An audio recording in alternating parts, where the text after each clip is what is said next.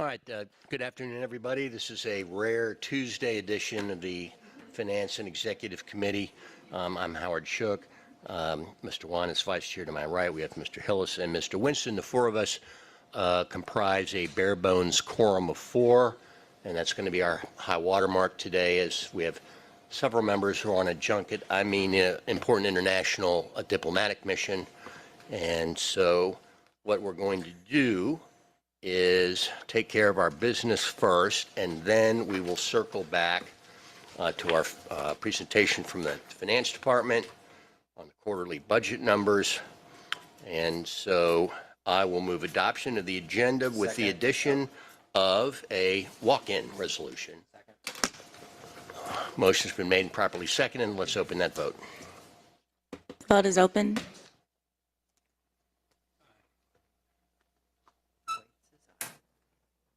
Vote is closed. You've all carefully pored over the minutes of the prior meeting. I'll move their adoption. Second by Juan. Let's open that vote. Vote is open. Vote is closed. All right, the ayes have it. Has anyone signed up for public comment?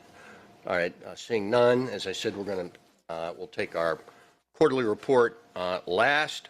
Could you sound our one consent agenda item, please? Yes. Item number 1 is 24-0-1699, an ordinance by Finance Executive Committee to waive Chapter 2, Article 9, Division 1, Section 2-910, and to ratify the City of Atlanta's submission of an application on behalf of the Atlanta Information Management to apply for and accept an award for the fiscal year 2022 State and Local Cybersecurity Grant Program from the Georgia Emergency Management and Homeland Security Agency in an amount not to exceed $62,550.00 to be utilized for supporting enhanced security initiatives, to execute any necessary agreements to accept the award, which requires matching funds in an amount not to exceed $6,950.00, to amend the fiscal year 2025 intergovernmental budget by adding to anticipations and appropriations in an amount not to exceed $62,550.00.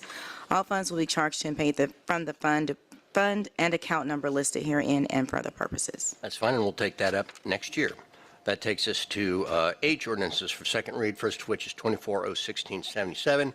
This is an ordinance by Finance Exec authorizing the mayor to execute amendment number 2 to the RFP indicated citywide electrical services with Brown Electrical Services and the other RFP listed, which is with B, citywide electrical services with MWI Electrical Contractors, to add funding to Departments of Enterprise Assets Management, Atlanta Department of Transportation, Aviation, Parks and Rec, and Watershed Management for electrical repairs at various facilities on behalf of Enterprise Assets Management in an amount not to exceed $1,857,500, all contracted work being charged to and paid from, etc. Move approval. Motion to approve by Juan, which I will second. There's nothing else. Let's open that vote. Vote is open.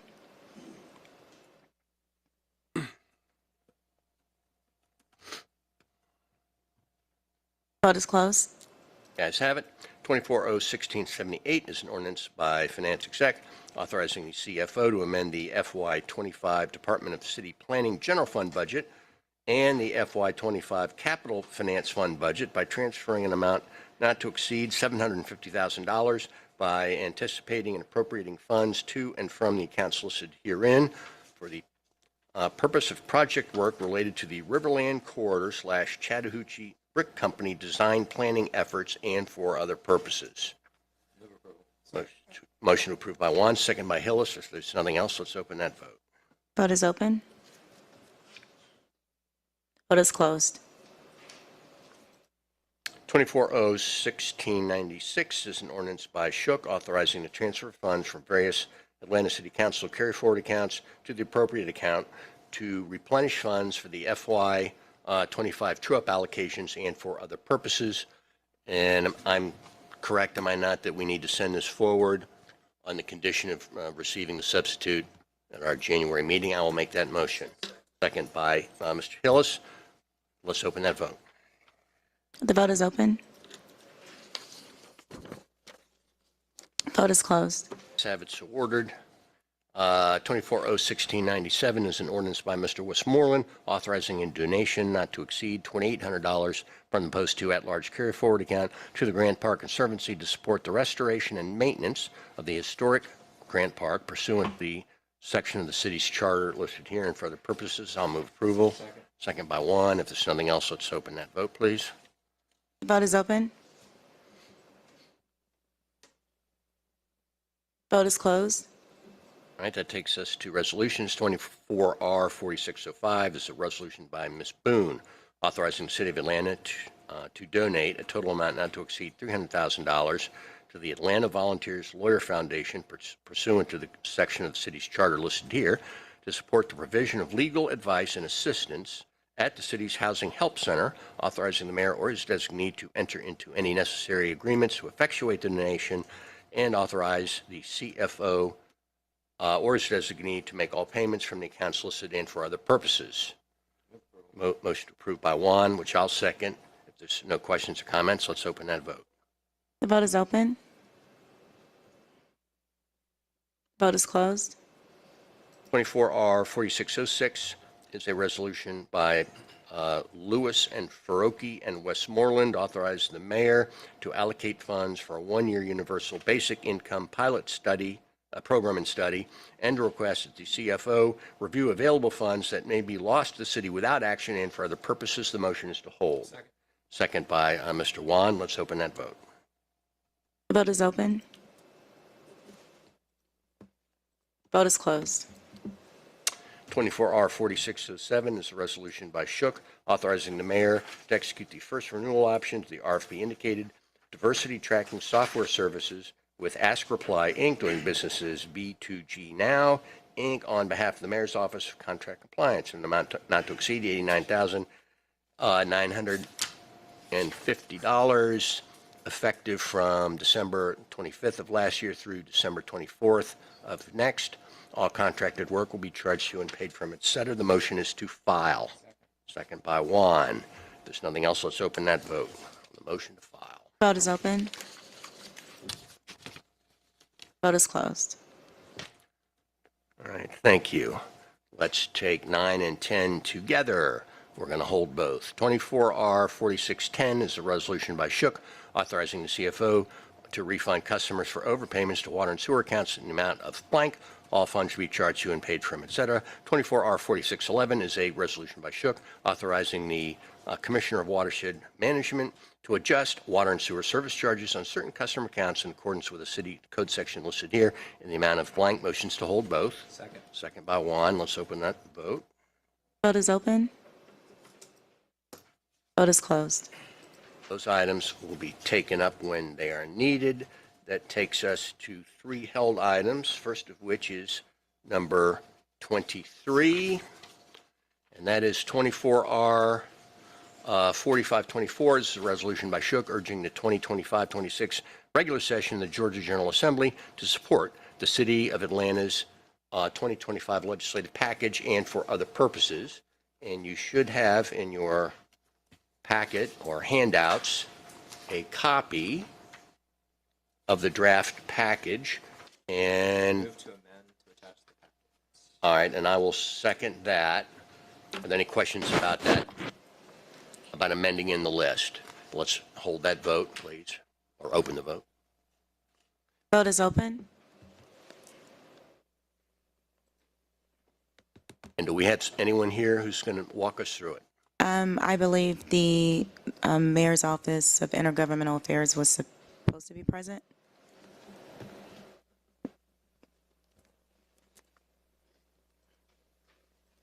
Mr. Let's, yeah, we've got a couple other things, and then we've got our presentation. Let's see if you can get somebody on the horn and get them down here so they can walk us through that. I think that would be useful. We're going to file 24 and 25. 24R 4525 is a, no.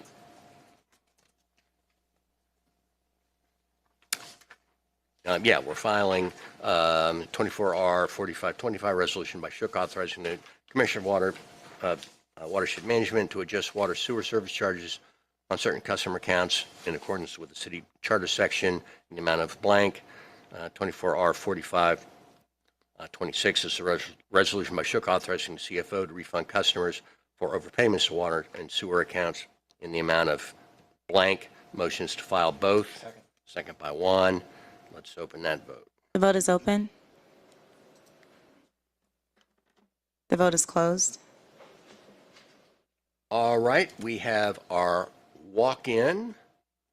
This is resolution by Finance Exec authorizing the mayor or his designee on behalf of the Department of City Planning to enter into an IGA with the city of South Fulton for inspection and permitting services for property located at the addresses listed and for other purposes. And I mean, the legislation is pretty self-explanatory, although we do not have Exhibit B, do we, at this point, which is the form of the IGA that we expect to be agreed upon? No, sir, we have it. It's only exhibit. There's only one exhibit, Exhibit A, and it's attached. Oh, it is attached. Okay, so no action is needed. Motion to approve by Juan, which I will second. And we need to enter into this IGA because this is, you know, to facilitate inspections on a property that straddles both sides of the city of South Fulton line. So with that, let's open the vote. The vote is open. Vote is closed. All right, the vote's closed. The ayes have it. Before then, we get to our presentation. Let's get a walkthrough of our initial Georgia General Assembly wish list.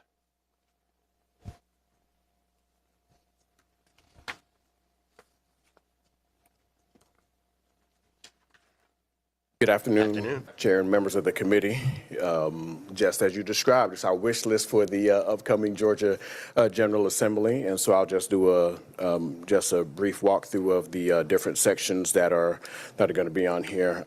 Some of these are policy statements, and then others are actual potential legislative items. And so for under Department of Parks and Recreation, one of the ideas was to start offering child care services in parks, but we need to change the state law to allow for that to happen. Some of the stakeholders with that will also be the Georgia Department of Early Care and Learning, and then also with the city planning and community development.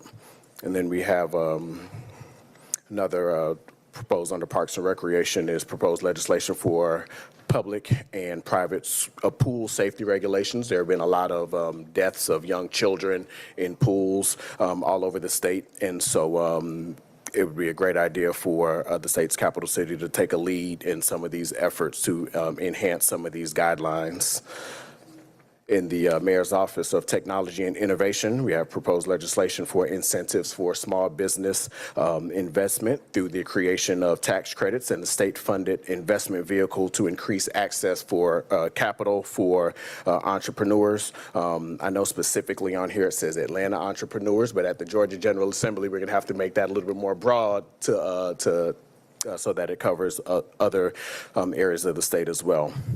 And then as far as the Mayor's Office of International and Immigrant Affairs, in-state tuition for DACA students. This is something that's been a conversation under the Gold Dome for years, and we'll continue to support those efforts.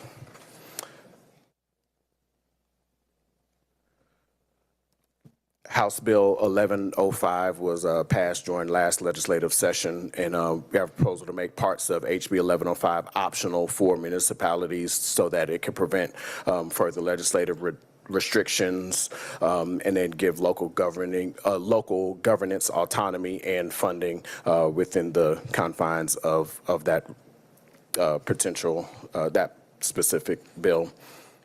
Under the Department of Law, we have proposed legislation for water rate differential protection. This legislation would allow the courts to stay on will allow court stays on state sanctions in cases where jurisdictions are challenged.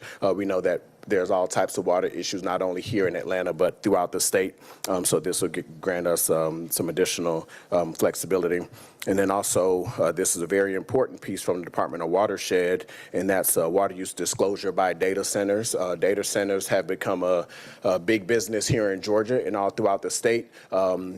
Companies are coming in and building these massive data centers, and they're not transparent about the amount of water that these data centers are using. And in a lot of cases, it's actually 3 or 4 times more water being used than actually that's disclosed. And so we would like to change state law to require them to actually do an in-depth analysis and actually disclose the amount of water that they will actually be using. That's very important, seeing that we do have a lot of different water issues going on, not only here, but statewide as well. And then in the Atlanta Police Department / the public safety portion of it, proposed legislation for drone mitigation. There's not a lot that local governments can do when it comes to drones, but we know that the drones are flying over areas that they're not supposed to, including areas that are connected to jails and different things like that. So we want some local government authority so that we can restrict some of those zones in which drones can fly. And then, as we all know, AI is coming along. It's something that we can't avoid anymore, but there's very little that our law enforcement agencies can do as far as AI crimes and penalties. And so we want to be able to have some flexibilities for municipalities to be able to pursue some of those as well. Open records modifications. This one is very specific to our law enforcement department that would allow amendments to protect employees from doxing. In a lot of these cases, you have a police officer that has made an arrest or something of that nature, and then next thing you know, their home address, phone number, and all of this stuff is made public and through open records requests. So we want to be able to have some protections for our law enforcement agents and other municipal employees in those type of cases.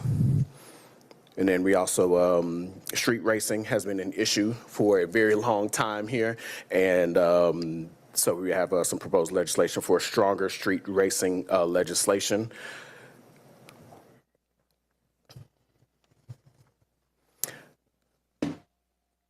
And still under law enforcement, there's issues nationwide on recruitment and retention for law enforcement officials. And so we have a proposal for education and career development incentives for law enforcement officers, specifically around supporting recruitment and retention efforts for trained law enforcement officers, so that we can have the flexibility to provide those as well.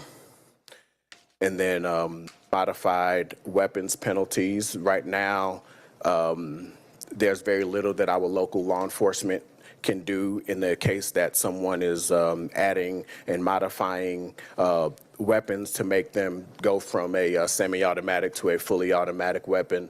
And seeing that gun deaths are a nationwide issue, we would like to be able to propose additional misdemeanor and felony penalties for weapons modifications. Right now, we don't have that ability under state law.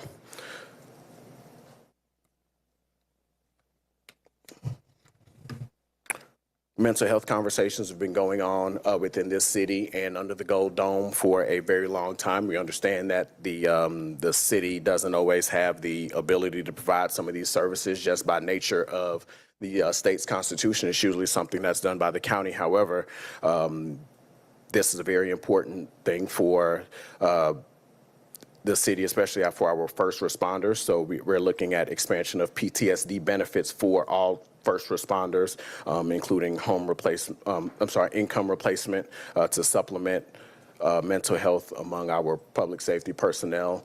This is a huge issue with law enforcement and fire. They see a lot of things, on a daily basis that could lead to some mental health issues, and there's not a lot of benefits and coverage when it comes to that. So we're looking to expand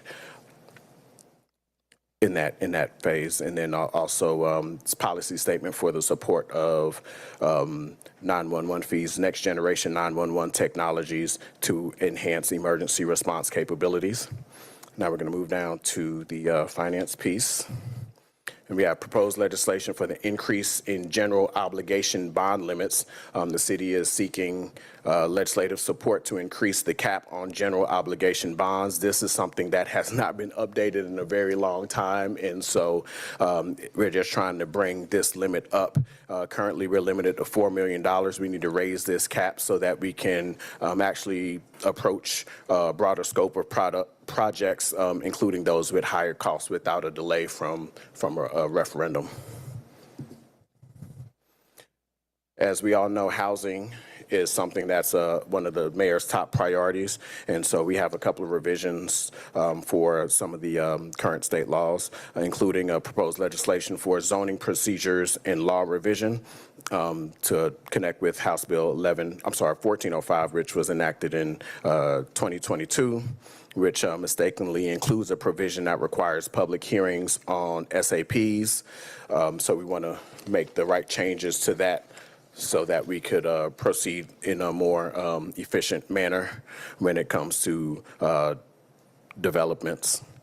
And then also proposed legislation relating to impact waivers. The state law currently prohibits local jurisdictions from waiving or reducing impact fees without the jurisdiction replacing those funds from another source. We'd like state legislation that would allow municipalities to provide for these impact fee reductions for affordable housing specifically. And then proposed legislation for an off-street parking tax. This isn't something that would be required, but just another tool in the toolbox for municipalities to be able to collect a tax for off-street parking so that those municipalities that choose to do so can use those funds for as a sustainable new revenue source without actually unduly burdening local residents and businesses. And so those are the proposed legislative items that we have in this current 2025 legislative package draft. All right, thank you. There's obviously some repeat customers here. Absolutely. Hopefully you've had a chance to circulate around and speak with some of us. I think this is going to be perhaps a more lively session than some we've had in the past for various reasons that probably don't need to be discussed here. Mr. Winston. Thank you, Mr. Chair. Last year we had the camera enforcement for the bus lanes on this list, and I see it's omitted this year. I know I've spoken to some folks at MARTA, still something that they're trying to pursue statewide. Do you know if we'll be working with them to try to see if we can get some legislation around that this year? Yeah, I've had several conversations with the staff over at MARTA regarding this issue. It's not something that's on the agenda at this moment. It doesn't mean that if it doesn't come up, we won't work with MARTA to support it. And I just want to make that distinction. Just because something isn't listed here doesn't mean that we won't provide support as needed if it comes up under the General Assembly. All right. Thank you. Thank you, Mr. Chair. Mr. Wan.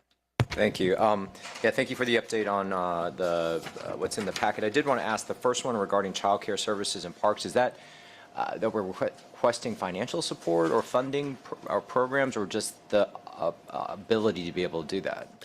The ability to be able to do that. However, this is a policy statement, which means that it's this is conversation that other Parks and Rec departments are having as well. And so this is something that we would support if it comes up, but it's not something that we would look for to draft legislation around. Okay. And then the other two that aren't on here that I hope you'll help us track and then let us know is one is, I know that other municipalities are still keeping the conversation open about commercial property assessments and the process and potential undervaluation.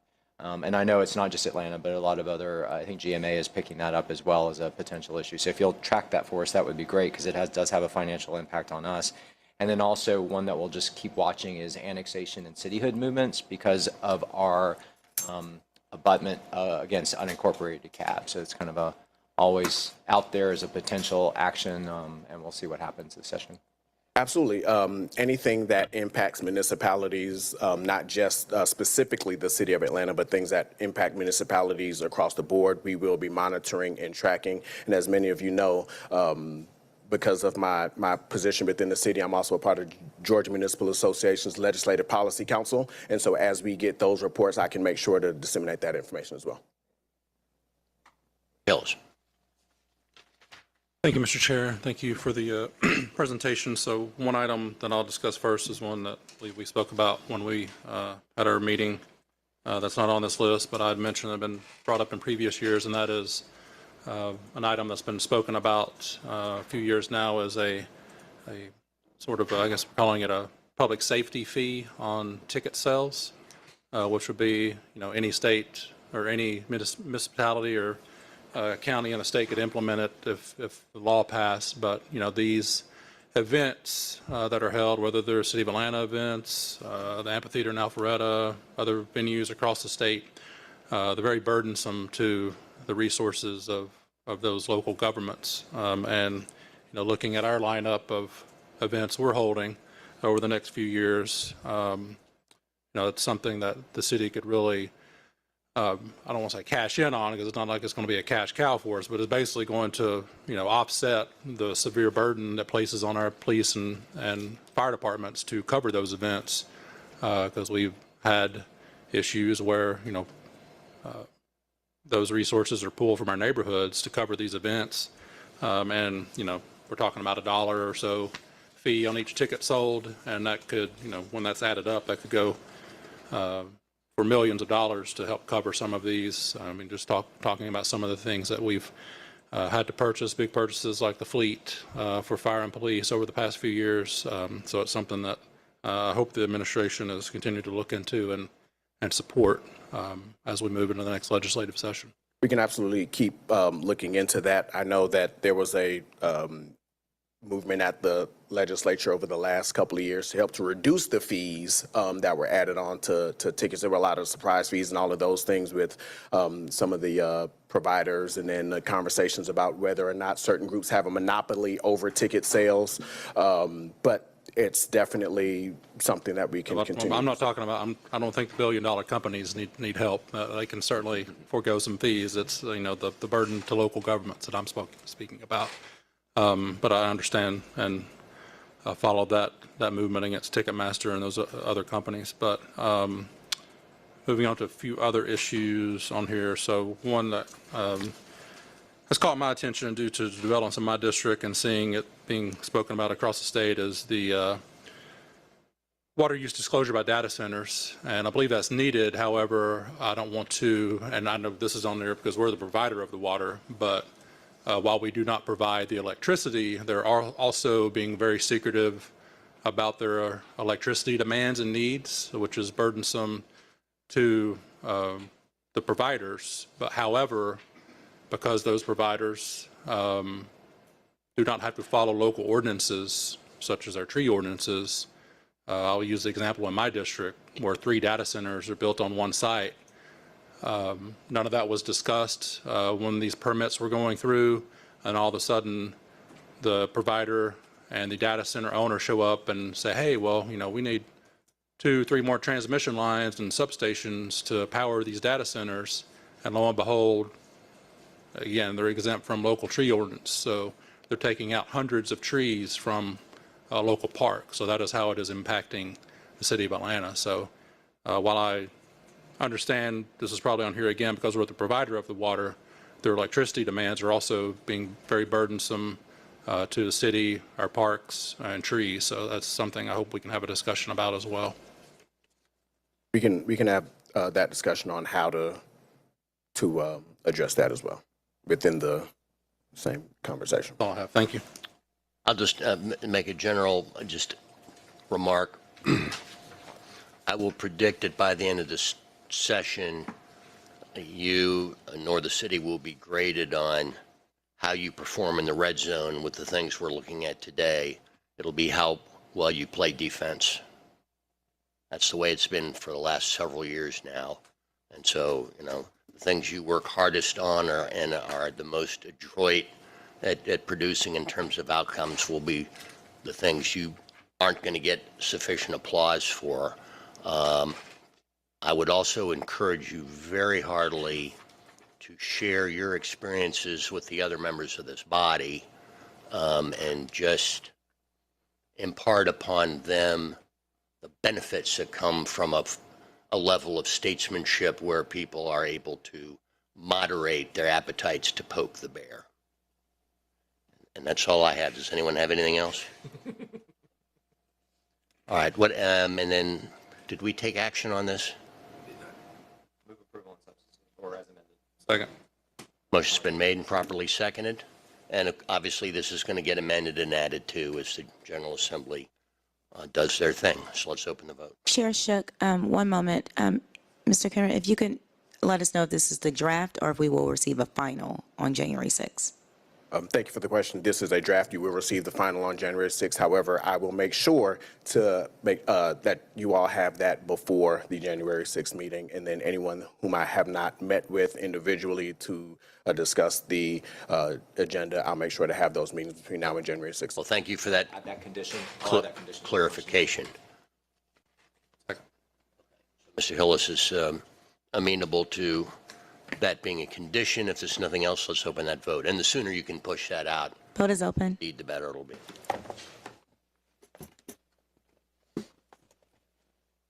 Vote is closed. All right, the ayes have it. We will take this up in January. That takes us Thank you for your time. back to our presentation today. All right, Finance is going to walk us through the first quarter financial report. They've had the opportunity, I believe, to speak with all of us and brief us in person. So hopefully today we'll have a focus on, what the plans are to deal with the reality that so far it looks like expenditures are outpacing revenues. But Dr. Wilson, walk us through it. Yeah, thank you. Chair Shook, just go briefly, we had a conversation with all the FEC members present, but essentially this is a result of the city's intent to utilize fund balance to invest into employees and a lot of critical needs for the city of Atlanta. So over the last couple of years, we've done a lot of things to address attrition. We've done a lot of things to invest in employees. We've had strategic utilization of the city's high fund balance. We are starting to see that fruition kind of come to bear, but we are at the moment now when we have to start thinking about the balancing approach of revenues and expenses. So this report, we'll go through it quickly. We'll just highlight that reality, but also Dr. Wilson will give some additional inputs on what we will be doing to address that issue. Afternoon. Tina Wilson, Deputy CFO. We'll be covering the first quarter finance report today. It's covering July through September actuals with our projections through the rest of the year. Any significant pieces of legislation or anticipated changes, we've tried to incorporate as well. We do have actuals through September, but if there are, October has closed, we've used that information to inform some of the projections as well. So jumping right in, giving you a highlight of revenues and expenses year to date in the general fund. Our top four revenue streams: property tax, local option sales tax, public utility, alcohol, beverage, and taxes, and licenses and permits. Are moderately outperforming the budget. This is somewhat expected. Those are our top four that continue to perform well this year. You will see on the next slide our other revenues. These are typically our one-time revenues. And in this category, there is a favorable interest rate environment that we're taking advantage of during this time, as well as an entry that we're planning to make for a transfer from the rebate trust fund to offset a portion of the group health insurance fund deficit. Now, we've spoken about the group health insurance fund deficit previously, and that's as a result of just lagging behind the rate increases that are coming in January, whereas right now the city is absorbing those increased costs that have come to fruition over the last couple years. Our local economic outlook remains pretty cautious, but cautiously optimistic. We are still monitoring the outcome of policy decisions that may come out of the next administration. With that being said, we are anticipating about a $50.6 million revenue surplus over the operating revenue budget. However, on the expense side, we continue to see significant public safety expenses. They're dominating the overruns for this year, primarily in personnel, software maintenance, and system support. We are not necessarily seeing a number of the attrition assumptions come to fruition this year. I'll come back to that in just a minute. I've touched on the group health insurance and resulting deficit that's being absorbed by the city. You will see that in non-departmental. There has been an increase in the IGA activity and investments that support the administration and city council priorities, two of which were significant this year that were not budgeted for. That was the increase in the agreement with Fulton County for animal control services, as well as the election expense as a result of the runoff that was necessary this year. We are preparing a mid-year budget amendment to consider several of these one-time items, particularly the group health insurance and those two IGA adjustments that I just mentioned. And that should be before you in the next month or so. With that being said, we are looking right now at about an $83.9 million overrun on the expense side. The net of those two is about a $33.3 million overrun. Now, there are a couple things that we are putting in place and want to review now that we're seeing some of these things come to fruition that are overrunning. One of which is bringing our vacancy review board back. We'd like to take a closer look and establish a structure around hiring within all the departments. As I said before, we are going to relook at those attrition assumptions that are being made during the budget.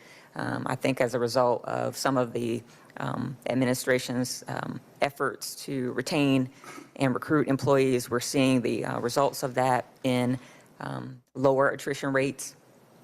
And so we will revisit that during the budget for FY26. I mentioned the mid-year budget amendment that will be coming forward to address some of these one-time expenses. And we'll also do some analysis on the group insurance rates. There are new rates going into effect in January. We want to make sure that we're covered post that implementation. With that being said, I'm going to turn it over to Chief Davis to go over revenues.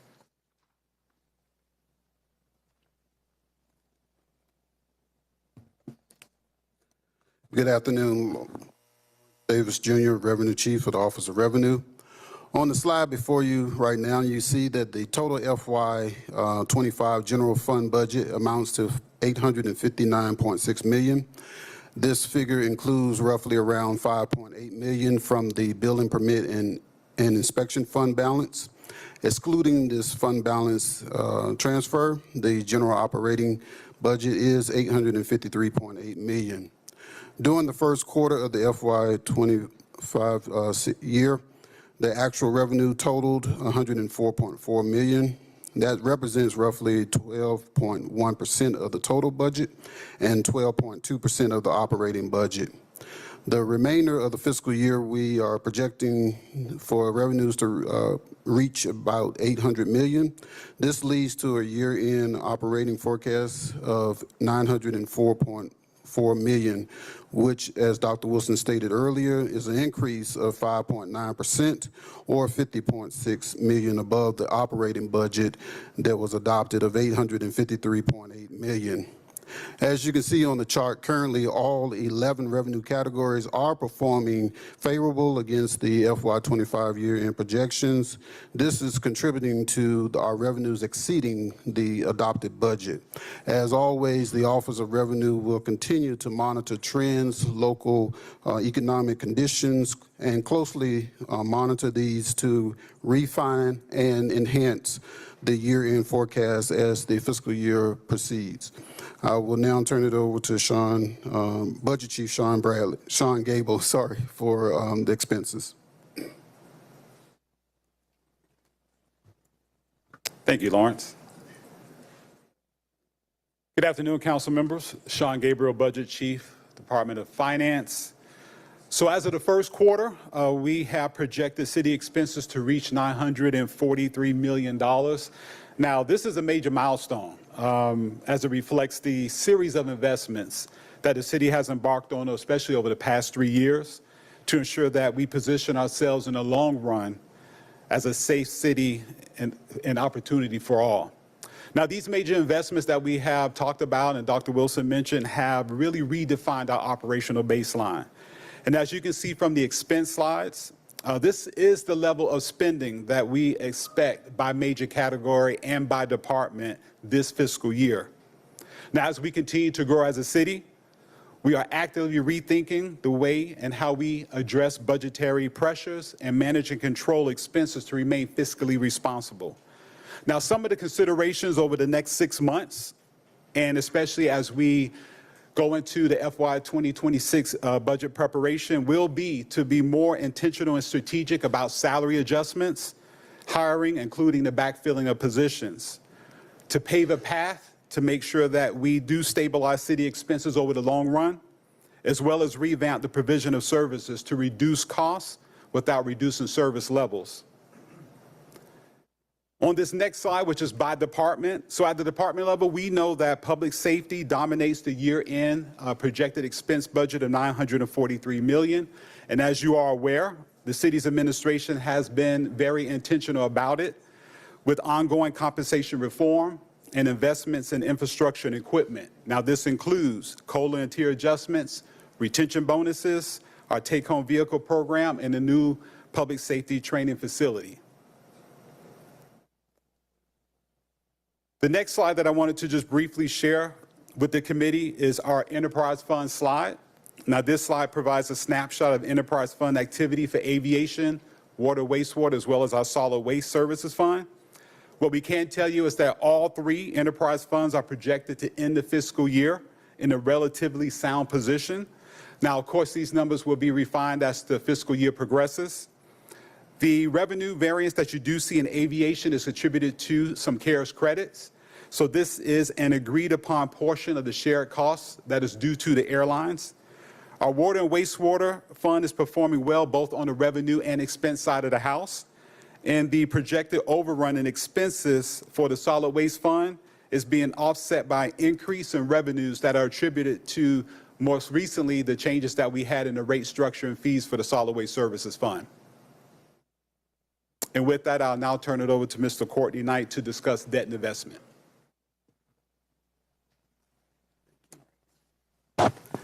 Good afternoon, council members. Courtney Knight, Chief of Treasury, Debt and Investments. I'll be talking about our debt and investment portfolios. First of all, on the debt side, on this slide, I want to bring your attention to 2 numbers. Under the Department of Watershed Management, you'll see an increase in $494 million of debt. That's actually a bit of a misnomer. You may recall that we did a defeasance of those bonds in this quarter, but as soon as the quarter ended, we issued new bonds to replace the old bonds. So in the next quarter, you'll see that decrease in debt goes away. I'll also call your attention to the middle of the slide, the $34.6 million of cumulative net present value savings, $30 million of which was achieved in that transaction for the Department of Watershed Management. On the investment side, we continue to see an appreciable increase in interest earnings. You see the bar chart on the right shows a positive trend in our interest rate. Middle of the slide shows a diversified portfolio of securities that we invest in that helps us achieve our portfolio objectives of safety, liquidity, and yield. And on my last slide, bring your attention to the AAA rating that we obtained from Fitch.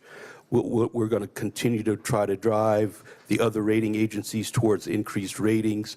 In particular, the Department of Watershed Management will be looking to try to increase their ratings when we come to market next year with a pretty sizable bond issue. And with that, I'll turn it over to Dr. Wilson for any questions. I'm sorry if I missed it. What was the Fitch Geo bond rating again? Triple A. Triple A, okay. All right, Doctor. Does anyone have questions for Dr. Wilson? I don't know if you or Chief Davis can remind us where we ended up on revenues last year. Because I see this year we're projected to be roughly around 900 million. So I'm just curious where we were and how that compares. Our actual revenue, unaudited, ADJ1 was 918 million. Well, 918 million, which was you're projecting to be less this year. So are we being conservative, or do we think that we'll end up somewhere around the same place? I think we'll end up around the same place, and perhaps if Obala will have some additional context. But we do think we'll end up around the same, around this 910, 920 range. One of the unpredictable items are those one-time revenues that we were mentioning earlier. We are taking advantage of that. We are benefactors of the interest rate environment right now, which was not something that we necessarily anticipated, but we're benefiting from that right now. And across the course of the year, there are occasionally adjustments that are made and those one-time revenues that we just don't plan for. Okay, so could potentially see revenues go up compared to Yeah. what projections are, and we And can be you've in a seen better that place. as we, Councilman, it's a great good question. You've seen that as we come through with other, the subsequent quarterly reports, as we get more realistic numbers behind us, we tend to let off a little bit more pressure on that conservative model that we have for revenues. So we'd rather err on the side of caution here, but I think the anticipation is, I think the answer is yes, we are conservative by design on the first quarter. Okay. I yield, Mr. Chair. Well, somebody asked a question. So I appreciate the briefing that y'all gave all of us in advance of today. And I think we're not used to seeing red numbers and big red numbers. So I think in a way that was a good just a reality check for us and a good counter against the significant investments that we've approved and agreed to, particularly in line with our employees. I, for one, and I said this during our comments yesterday, I understand the projection difference in terms of attrition. I don't think I necessarily receive that as a bad thing, because we've been talking about the city operating at 25% vacancies for a long time now. So we knew we needed to do something to help with recruitment and retention. And yes, we're going to see it in the dollars, but I'm hoping that over the next quarter, we are going to see the vacancy numbers continue to drop, so our fill rate's high, that our overtime and extra help numbers will drop. Our contract services will drop because we are able to do more of it in-house, and our SLAs are going to increase. So I think that's the gamble I'm taking with y'all, is that, okay, this is part of the process. We're going to see some losses or deficits now, but it's because we are investing in what we think should be coming in the next 3 to 6 months. So hopefully, as we go through our quarterly presentations in the various committees, we'll be tracking that so that by the time the next quarter comes along, we'll at least have that context, and then we'll see the numbers when y'all come back in 3 months. So appreciate the presentation and the briefing. Great. Okay, so no need to panic, but we need to tap the spending brakes. Absolutely. So my concern is there's 4 of us who know that. We are, And it's the wrong 4. we will be sure to make sure that we have intimate conversations with the council members as well as our partners at the administration to start making sure that we, to Councilmember Wan's point, is to start seeing kind of the fruits of the labor bear out in areas where it costs, and we're in areas where we start to see efficiencies for these investments. So I'm looking forward to that next phase. Yeah, and so, council's not the only one, with an appetite to try to improve people's lives by spending money on, various projects. There's a lot of these impulses that come from the administration as well. And so it's going to be up to the mayor and his staff to get the message out that council's, we're theoretically the keeper of the purse strings, but we're hardly the only people that recommend spending large amounts of money. Okay, so you're going to reconstitute the Vacancy Review Commission. Can that be done internally? That doesn't require legislation, does it? No, it doesn't.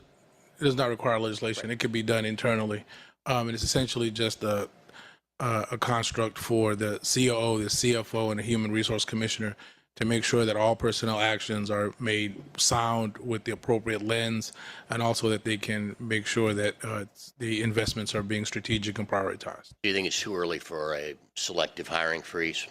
Oh yeah, way too early for that.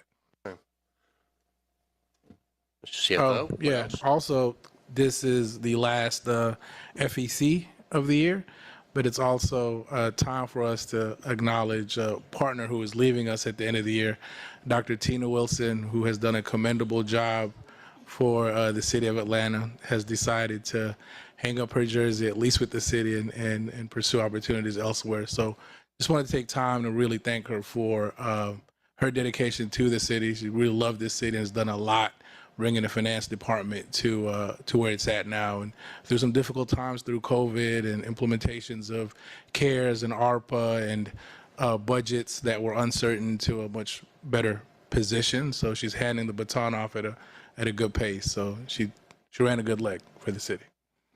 Now, we have to consult with law, but I think that requires a 10-vote supermajority. I think that's a charter.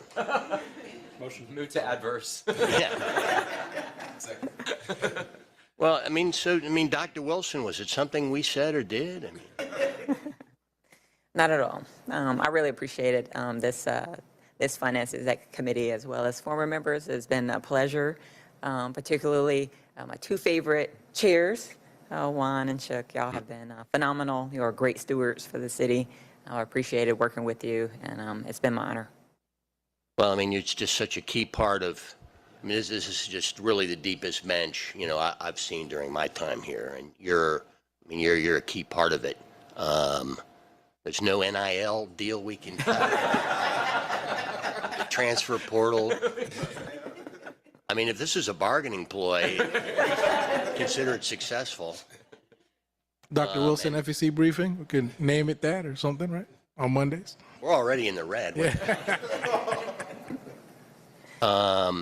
Well, I don't know what to say. Thank you so much for your expertise. And how long have you been here now? 6.5 years. I would also just want to add that I couldn't be in this position without my team, and they're phenomenal. So thank you to them. All right, well, to apply a high finance term, and as far as the city goes, this sucks. Anybody with anything else? This is like a funeral here. All right, Dr. Wilson.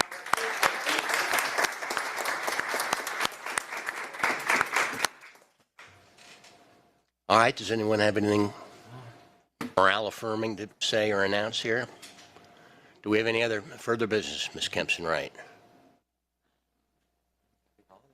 All right, this committee is on recess. Thank you.